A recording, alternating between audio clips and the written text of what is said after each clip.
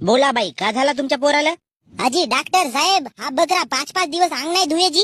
कसा राहते का माय खदनी लावानी. याला तुम्ही अंग धुवाची दवाई देवा बरं. काऊन रे बाबू, अंग धुवायला जरास येते का मा? आपला काम करणं का डॉक्टर. मम्मीनं म्हणलं ना अंग धुवाची दवाई दे म्हणून, तर चुपचाप दे ना. उगाच हेपलून गायला राहिलाच. असा बोलतेत का रे बकऱ्या मोठ्या माणसासोबत? असाच बोलतेत. मी हे शिकवलं का रे तुला घुबडा? नाही सांग ना, का शिकवलं मी? एबीसीडी.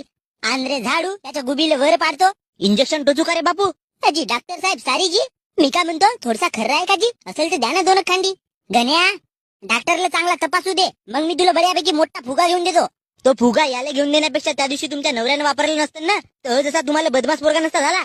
एकदम सही बात बोले डॉक्टर साहेब तुम्ही पण माझ्याकडे पावा आणि एक गोष्ट लक्षात ठेवा.